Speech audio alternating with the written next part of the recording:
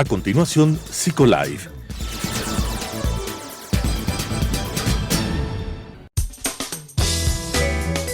Clasificación A. Apto para todo público.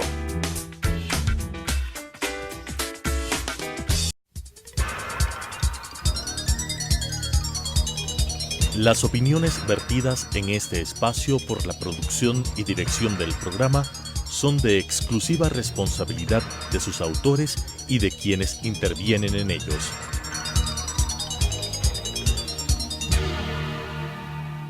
Telesucesos Canal 29 UHF presenta Psicolife, un programa creado para hablar de psicología desde una vertiente científica pero amena con la conducción de la doctora Elizabeth Montenegro. Psicolife.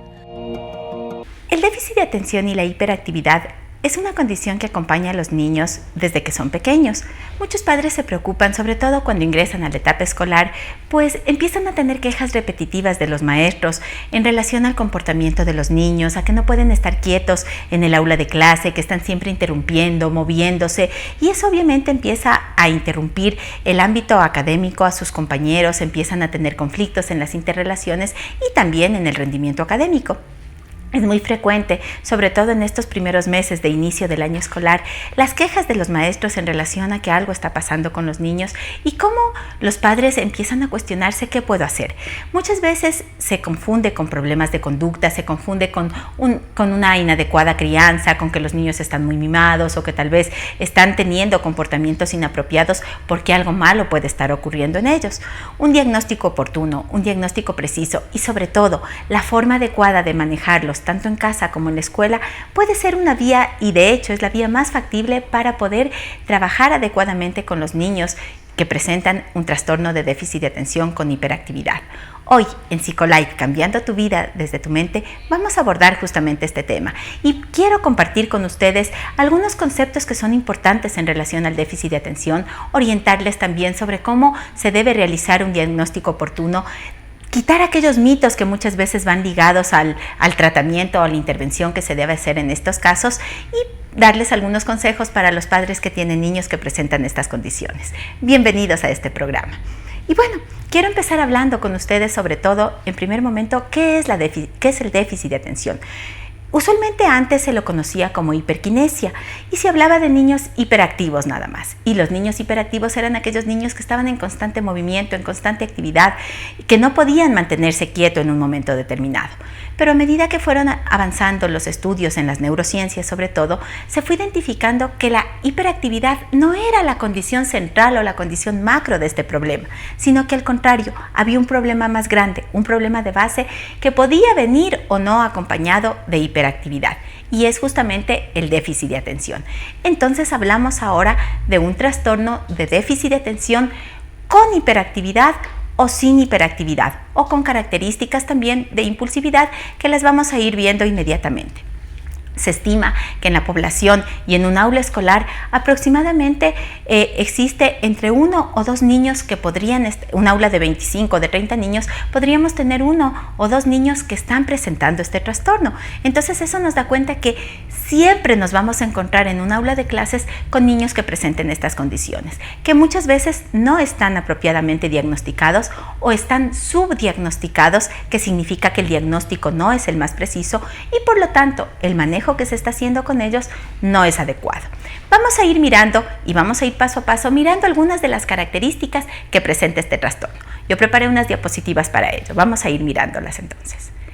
Bueno, ahí tenemos justamente cómo se define el déficit de atención con estas condiciones que les había dicho, justamente estas características de impulsividad, de inquietud que los niños van teniendo, de no poder centrarse en una tarea determinada.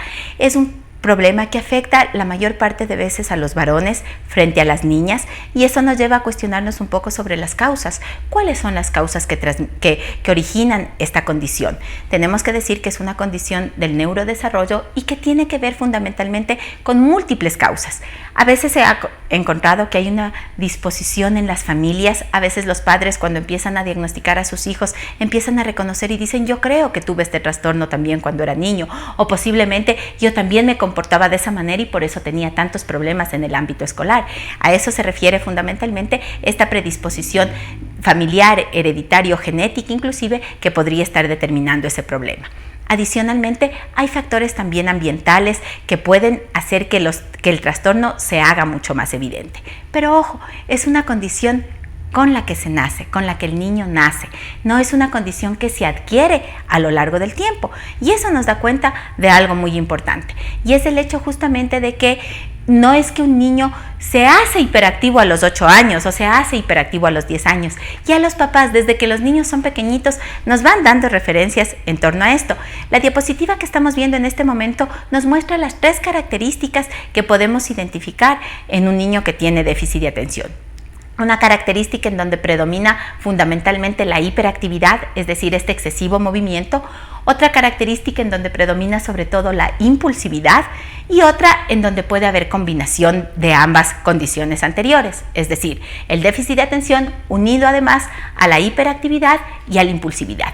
Veamos qué características presenta un niño hiperactivo. Vamos a la siguiente diapositiva.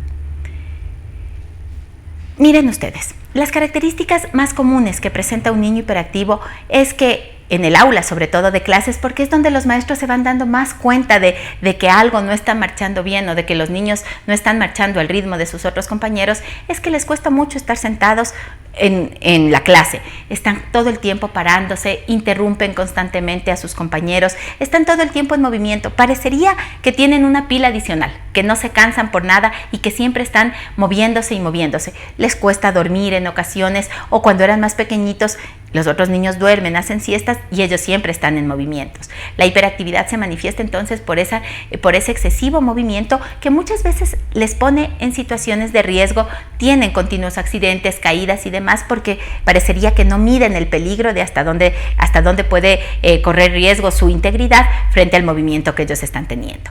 Otra de las características que vemos en este cuadro es la impulsividad, que vemos en la siguiente diapositiva. Y justamente en la impulsividad hablamos de niños a quienes les cuesta centrarse en lo que están haciendo. Son niños que actúan primero y después piensan en las consecuencias de sus actos. Y eso viene asociado también a la falta de atención.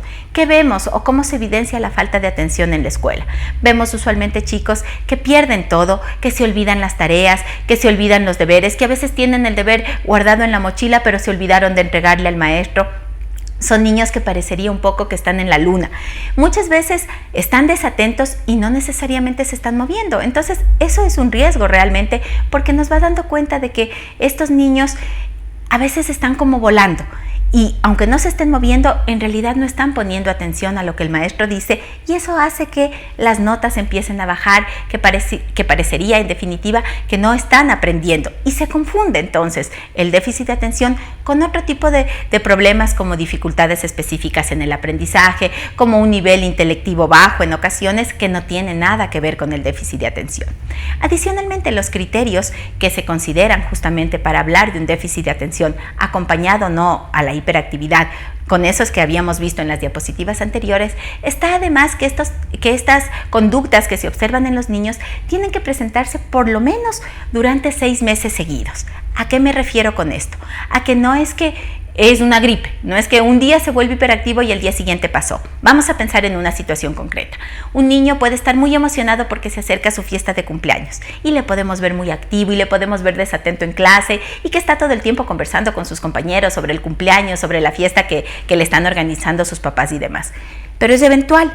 Pasa la fiesta de cumpleaños y ellos vuelven nuevamente a su ritmo cotidiano.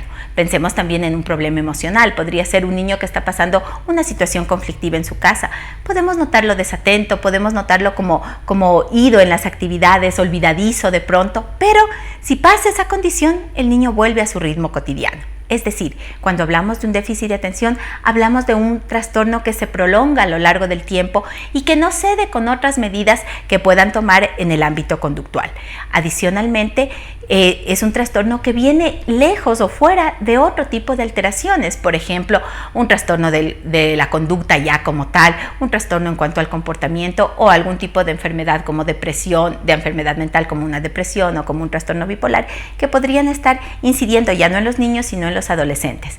Es algo, yo les decía entonces, que se observa desde los primeros años de vida y que puede mantenerse también en la adolescencia e inclusive en la edad adulta si no se ha tenido una intervención adecuada.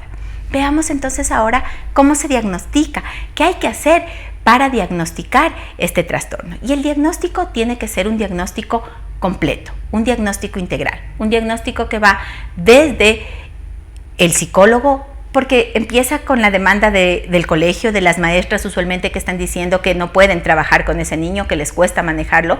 Luego viene la intervención justamente con el psicólogo, que va llenando una serie de cuestionarios, va aplicando una serie.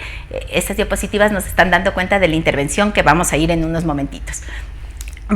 En el diagnóstico, el psicólogo va llenando estos cuestionarios y va identificando justamente cuáles son los principales conductas que se van, tanto de desatención como de impulsividad y de hiperactividad, que se van presentando en el niño o en el joven y que requieren una atención específica. Se hace una serie de pruebas y se hace también un diagnóstico conjunto con un neuropediatra. El neurólogo infantil cumple un papel importantísimo en este proceso. ¿Por qué? Porque es el que va a ayudar a identificar si en realidad estamos hablando de un déficit de atención con hiperactividad o no, si es que hay algún trastorno asociado que se debe intervenir, y esa evaluación va a ser fundamental también para decidir el tipo de tratamiento que se debe hacer. Y aquí es justamente donde yo quería hablar con ustedes y aclarar algunas cosas, porque el tratamiento va en múltiples ámbitos. Es un tratamiento muchas veces farmacológico, las medicinas, una medicina especialmente que es un estimulante que se utiliza a los niños y que en su cerebro produce un efecto contrario, un efecto de tranquilidad. A veces los papás tienen miedo, piensan que los niños van a generar una dependencia frente a este trastorno, que se pueden generar otro tipo de conductas inapropiadas por el uso de la medicación, y no necesariamente es así. Cuando un niño está muy alterado en la parte de su conducta sobre todo, y eso está interfiriendo en todos los ámbitos de su vida, es decir, en casa, en la escuela, en las actividades extracurriculares que él pueda hacer, y le dificulta también ya la interacción social, la medicación puede ser una buena forma para encontrar una vía de un apoyo adecuado. El tratamiento psicológico en el ámbito emocional va a ser fundamental, porque usualmente estos niños están siendo todo el tiempo castigados, todo el tiempo retados, todo el tiempo juzgados por las conductas que ellos tienen, y el sentimiento de culpa que ellos van teniendo es muy grande, porque usualmente ofrecen: mami, te prometo que ya me voy a portar bien, papi, te prometo que ya voy a hacer todas las cosas que la profe me dice, y no han pasado ni 5 minutos e inmediatamente están transgrediendo la regla. Entonces eso genera en ellos un sentimiento de culpa, de impotencia, de frustración, de no saber cómo manejar esa energía además que ellos tienen y cómo encauzarla apropiadamente cuando observan que sus compañeritos sí lo están haciendo. Entonces el tratamiento psicológico también es importante. El tratamiento psicoeducativo también va a ser fundamental, porque usualmente con ellos se ve alterado ya la parte académica, se ve alterada la parte de los estudios como tal. Entonces enseñarles herramientas para poder funcionar mejor en clase, para que además de la carga que ya tienen emocional, no sea también la carga de las notas, la carga de las dificultades que ellos van teniendo, también es algo apropiado. Finalmente, el tratamiento o la intervención psicoeducativa con toda la familia, para que los miembros de la familia sepan cómo trabajar con su hijo, cómo hablarle, qué cosas van a ser las más apropiadas para que las conductas se vayan dando y no se repitan esas conductas inapropiadas. Va a ser y va a configurar realmente todo un equipo de intervención que va a apoyar además a la escuela, tanto al maestro que está en la clase como el niño, como a sus compañeros que van a saber cómo manejar este tipo de situaciones. Entonces fíjense en que todos esos ángulos de la intervención que hemos visto nos van a servir justamente para ayudarle al niño a funcionar mejor, no solamente en el ámbito escolar, sino en la interacción social, en la interacción que vaya teniendo en su familia, con las autoridades, con sus maestros, con otras personas, y a sentirse él también pleno y seguro de lo que está haciendo, no tener esa carga de la que hemos hablado. Hoy quiero compartir además con ustedes 5 consejos importantes, 5 consejos que pueden ustedes en casa realizar con sus niños si es que tienen ya el diagnóstico de hiperactividad o de déficit de atención con hiperactividad, para que puedan hacer más fácil la rutina del día a día. Y el primer consejo es el siguiente. En la siguiente diapositiva vamos a observar justamente el primer consejo. Las rutinas deben ser claras, deben organizarse con mucha sistematización. ¿A qué me refiero con esto? A que es importante que los niños sepan qué se va a hacer, qué van a hacer desde el inicio y hasta el final del día, que esas rutinas estén establecidas, que sean claras, que puedan ellos observarlas a través de gráficos como veíamos en la diapositiva, tal vez con un reloj o tal vez con un horario de las horas de cada día, para que el niño sepa, a esta hora tengo que desayunar, en este momento tengo que cambiarme de ropa, ahora tengo que irme a bañar, de tal manera que esas rutinas les ayuden a ellos a no desequilibrarse en las actividades del día a día. Adicionalmente, esas rutinas, y si va a haber un cambio de rutinas, pensemos que vamos a hacer un viaje, pensemos que vamos a hacer alguna actividad extra que sabemos que le va a generar al niño mucha ansiedad, no se debe decirle con tanta anticipación, sino tal vez con 1 o 2 días previos para que la emoción que él puede tener en un momento determinado no se vea tan alterada. Esas rutinas tienen que ser consistentes en todos los espacios donde el niño trabaje o donde el niño se desarrolle. Me explico.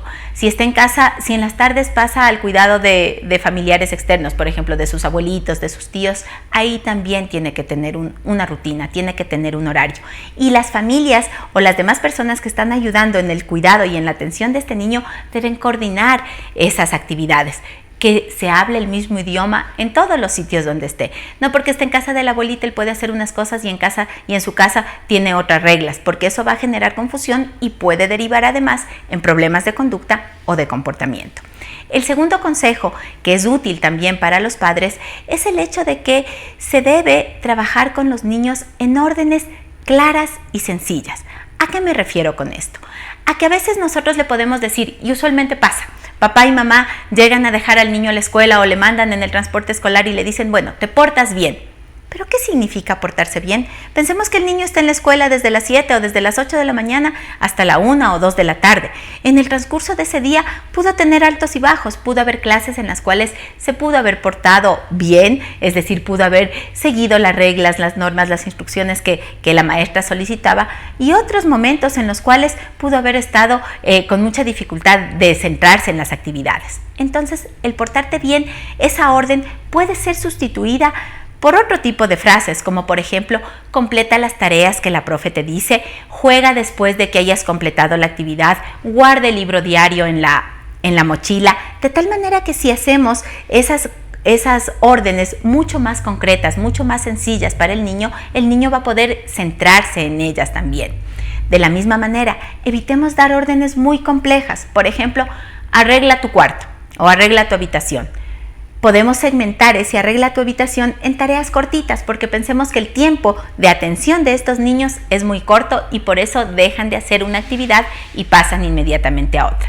¿Qué les podemos decir? A ver, vamos a empezar recogiendo tus juguetes.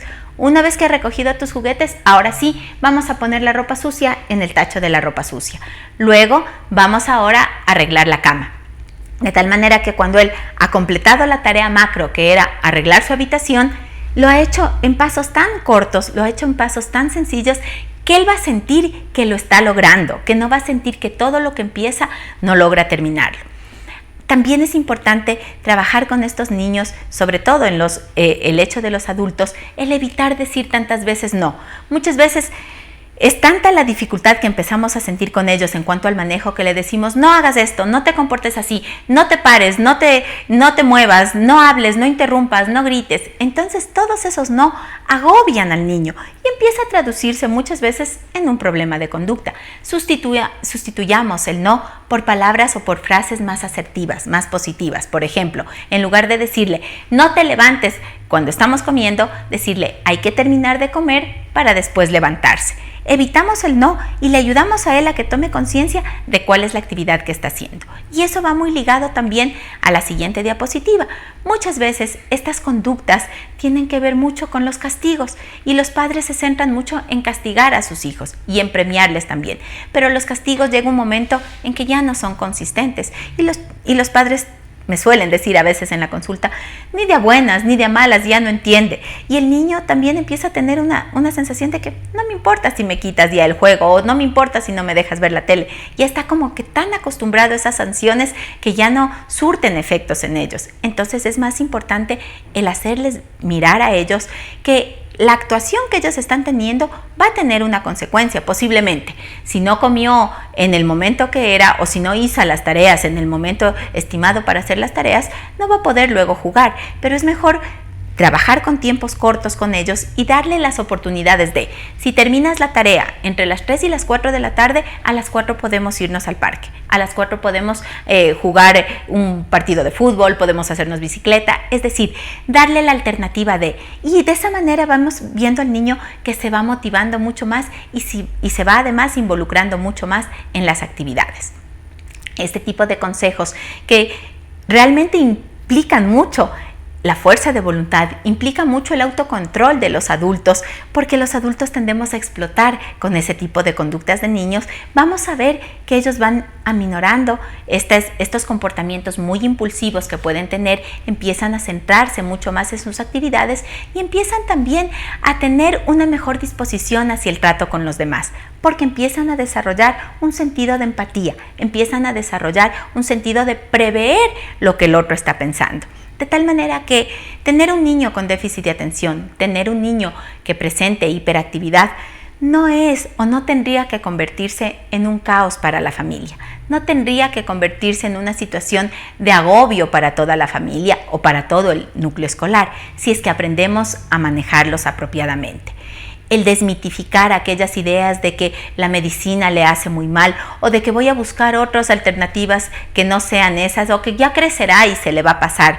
No, si la intervención no se hace oportunamente, si el acompañamiento no se hace de una manera adecuada, vamos a ir aumentando los problemas y se nos va a transformar en una bola de nieve, porque ya no va a ser solamente el hecho del problema de la atención o el hecho del problema del excesivo movimiento que él tiene, sino además vamos a ver problemas asociados como un bajo rendimiento escolar, fracaso académico, muchas veces problemas de conducta asociados que podían haberse prevenido a tiempo.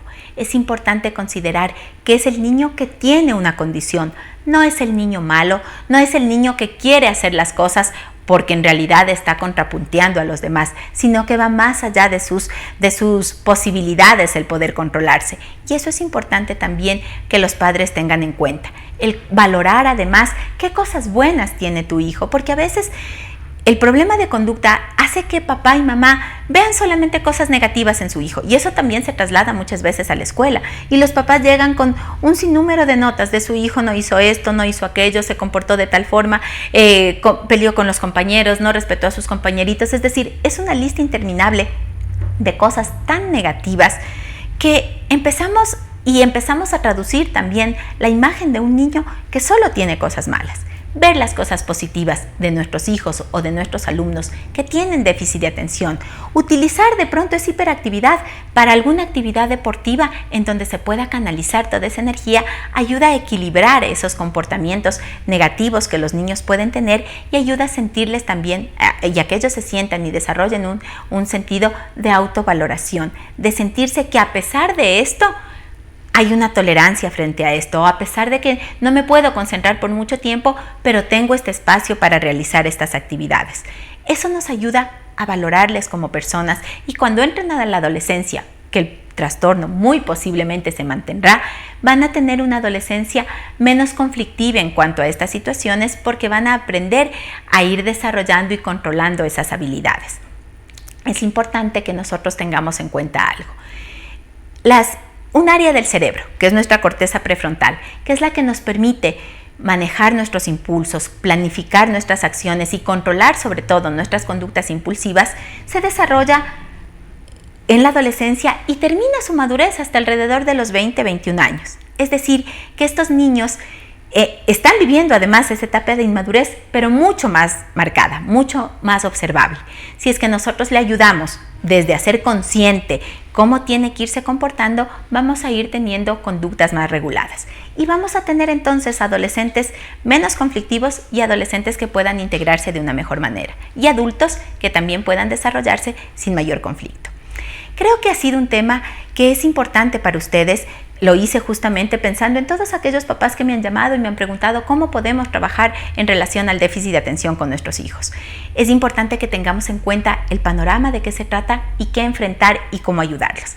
Gracias por habernos acompañado en esta edición de Psicolife, cambiando tu vida desde tu mente. Gracias por seguirnos a través de las redes sociales, a través de Facebook, en SEADI Psicología, y también pueden observar la repetición de este programa a través de YouTube en Telesucesos Psicolife. Hasta una próxima. Las opiniones vertidas en este espacio por la producción y dirección del programa son de exclusiva responsabilidad de sus autores y de quienes intervienen en ellos.